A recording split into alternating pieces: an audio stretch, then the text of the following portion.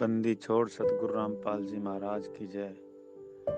सत साहिब भगत जी मैं परमात्मा से नाम दीक्षा मार्च 2020 में ली थी। अभी तक तो मेरे साथ कोई ऐसी प्रॉब्लम नहीं आई।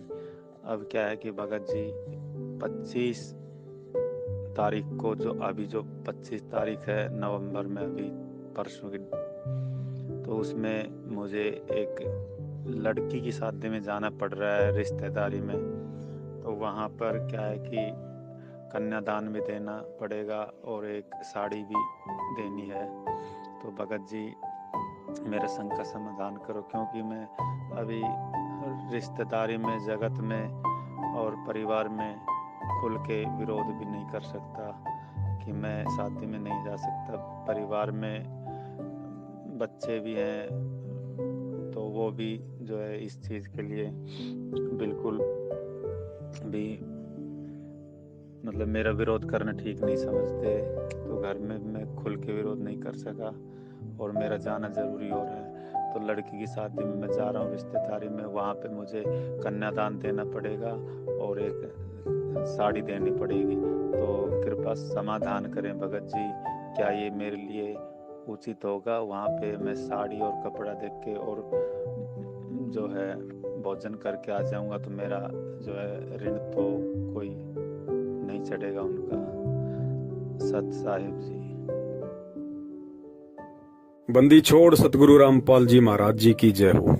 सत साहिब भगत जी, बड़े भैया देखिए, जब आप परमेश्वर का ज्ञान सुनेंगे और जब आप परमेश्वर के सत्संगों की गहराई में जाएंगे तो आप जी को पता चलेगा कि परम पूज्य सतगुरु रामपाल जी महाराज जी ने केवल उन्हीं आत्माओं के लिए विवाह शादी जैसे प्रोग्रामों में शामिल होने का आदेश दिया है जो पुण्यात्माएं अभी इस ज्ञान को अच्छे से समझ नहीं पाई हैं और जो पुण्यात्माएं अभी नई नई भक्ति मार्ग पे जुड़ी हैं। उन्हीं आत्माओं को परमात्मा ने कभी कभार सत्संग में कहा है कि भाई रिश्तेदारी हमारी 7 पीढ़ी का नाता है, हम विवाह शादी वगैरह में जा सकते हैं, लेकिन ध्यान रहे हम अपनी मर्यादाओं में रहें, बाकी किसी प्रकार का कोई दोष नहीं है। लेकिन भगत जी वो आदेश उन आत्माओं के लिए नहीं है जो आत्माएं इस ज्ञान को आधार बना के और काफी वर्षों से भक्ति पे लगकर ये सारी बातें समझ चुकी है कि परमात्मा कहाँ किसको क्या आदेश दे रहे हैं। तो भगत जी विवाह शादी वगैरह में यदि आप जाना चाहते हैं तो ठीक है, अभी आपने नई नाम दीक्षा ली है। यदि आपको अभी इतना ज्ञान आधार नहीं हुआ है और यदि आप सामाजिक तौर पे उन लोगों से संघर्ष नहीं कर सकते हैं इस ज्ञान को आधार बना के, तो शादी में आप जी जा सकते हैं, कोई दिक्कत नहीं है। और गुरुदेव ने बताया कि शादी में जैसे आप खाना वगैरह खाओ तो खाना खाने की एवज में आप वहां पे कन्यादान दे सकते हैं। कन्यादान आपने मान बढ़ाई के लिए ज्यादा बढ़ चढ़ के नहीं देना कि जब कल को मालूम पड़ेगा कि फला फला व्यक्ति ने तो 5100 रुपये कन्यादान में दिए, वाह जी वाह, ऐसे रिश्तेदार होने चाहिए। हमने ऐसा बिल्कुल भी नहीं करना है। आपको लगता है कि मैंने 100 रुपए का खाना खाया है या 200 रुपए का खाना खाया है, आपने केवल उतना ही कन्यादान में देना है ताकि आपके ऊपर उस परिवार का किसी प्रकार का कोई ऋण नहीं रहे। अब आप कह रहे हैं कि मुझे साड़ी भी देनी पड़ेगी, तो भगत जी साड़ी देने का फैसला आपका अपना होगा।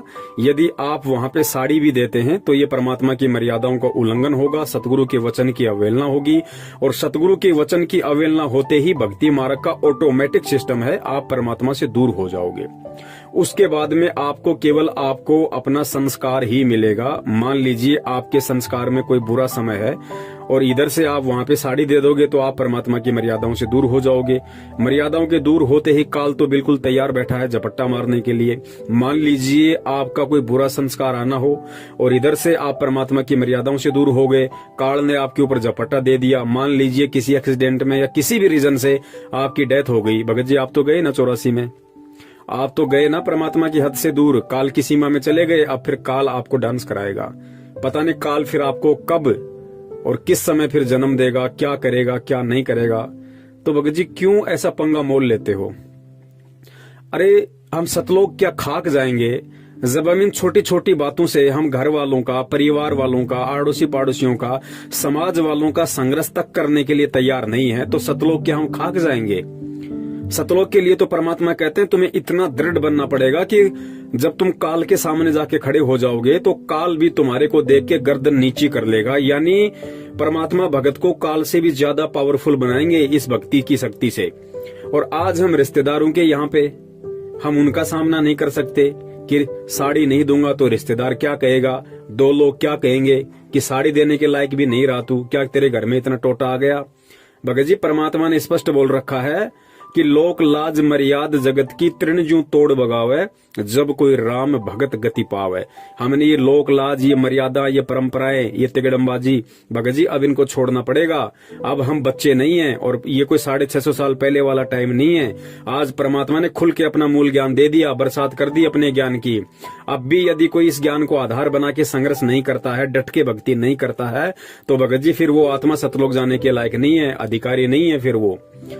फिर क्या हम सतलोक जाएंगे काल के सामने, क्या खाक हम वहां पे सीना तान के खड़े होंगे जब हम यहाँ से जाएंगे, जब अब हम रिश्तेदारों का सामना तक नहीं कर सकते, हम उनको समझाने में समर्थ नहीं है, हम उनको नहीं समझा सकते। बताओ कि भाई मैंने सतगुरु रामपाल जी महाराज जी को अपना गुरु बना रखा है और उस भक्ति मार्ग में इस तरह के हमारे कुछ नियम हैं और ये लेने देने से हमारा आपस में ऋण संबंध बढ़ता है। ऋण संबंध के कारण ही आज हम रिश्तेदार बने हुए हैं। कल को मरने के बाद कोई गधा बनेगा, कोई घोड़ा बनेगा, तो भाई मैं ऐसे पंगे में पाऊं क्यों दूं।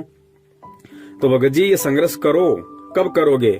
आज उसके साड़ी दे रहे हो, कल को दूसरे की शादी आ गई, परसों तीसरे की आएगी, ये तो चक्कर यहाँ पे चलता रहेगा। ये काल की चक्की भगत जी हमेशा चलती रहेगी। कब तक आप लोग पिसते रहोगे? तो संघर्ष करना पड़ेगा, चाहे आज कर लो चाहे कल कर लो। आप साड़ी क्या, चाहे भगत जी वहां पे गाड़ी दो, आप परमात्मा आपको मना थोड़ी कर रहे हैं कि आप साड़ी मत दो। आप चाहे वहां पे हेलीकॉप्टर दो, लेकिन कल को जब आपका बुरा संस्कार आएगा और परमात्मा की मर्यादाओं से आप दूर हो जाओगे, फिर आपके ऊपर जो बीतेगी, फिर भगत जी परमात्मा को मत कहना, फिर मालिक से अरदास मत करना फिर, क्योंकि परमात्मा ने तो पहले ही आपको चेता दिया।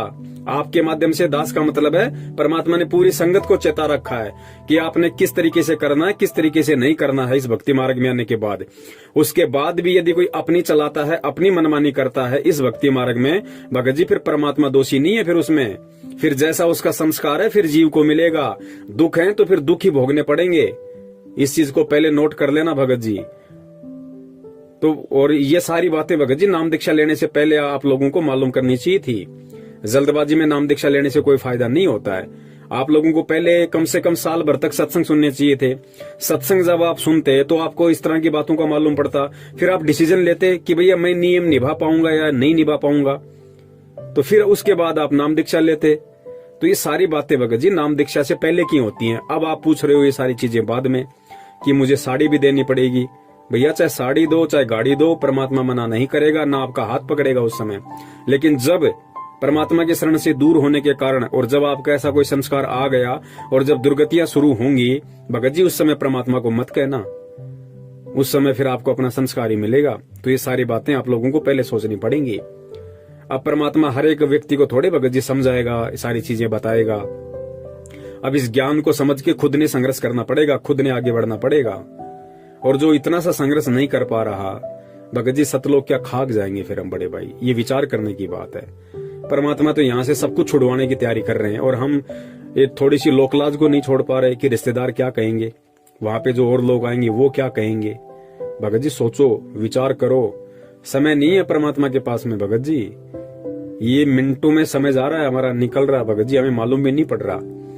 हम सोच रहे हैं हम गुरुजी की शरण में और गलतियां कर करके हम बैठे हुए हैं, मर्यादा तोड़ के बैठे हुए हैं और सोच रहे हैं हम गुरुजी की शरण में, और कल को काल झपट्टा मार ले जाएगा। आपको देख के या किसी ऐसे व्यक्ति को देख के उसके आड़ोसी पड़ोसी और गुरुजी से नफरत करेंगे कि ये तो रामपाल जी का चेला था, फिर इसके साथ ऐसा क्यों हो गया। अब उनको थोड़े पता है कि रामपाल जी का चेला था या फिर ये काल का चेला था, ये कब का मर्यादा तोड़ के बैठा हुआ, उसमें रामपाल जी क्या करेंगे भाई।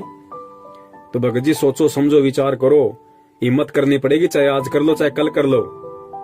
और ये छोटी छोटी बातें तो बहुत, ये तो कॉमन सेंस की बातें हैं भैया।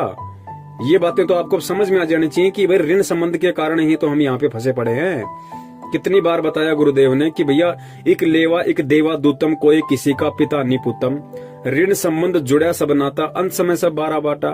ठीक है, आप शादी में जाओगे, आपने खाना खाया, खाने की एवज में आपने वहां पे कन्यादान में पैसे दे दिए, आपका हिसाब किताब पूरा, लेकिन साड़ी और दे रहे हो आप, तो साड़ी वाला तो उसके ऊपर ऋण चढ़ गया और जब तक वो ऋण वो आदमी नहीं उतारेगा तब तक आप चाहे लाख जन्म भक्ति कर लो, आप पार नहीं हो सकते, क्योंकि उसको ऋण उतारना पड़ेगा। और वो ऋण उतारने के लिए आपको भी जन्म लेने पड़ेंगे, क्योंकि ऋण तो आपका उतारेगा ना, ऋण तो आपने चढ़ाया ना उसके ऊपर साड़ी देके। तो भगत जी कैसे बात बनेगी ऐसे भैया? ये छोटी छोटी बातें नहीं है। अब इन बातों पे हमने विचार करना पड़ेगा। समय निकलता जा रहा भगत जी, सोचो, विचार करो। सत साहिब जय हो बंदी छोड़ की।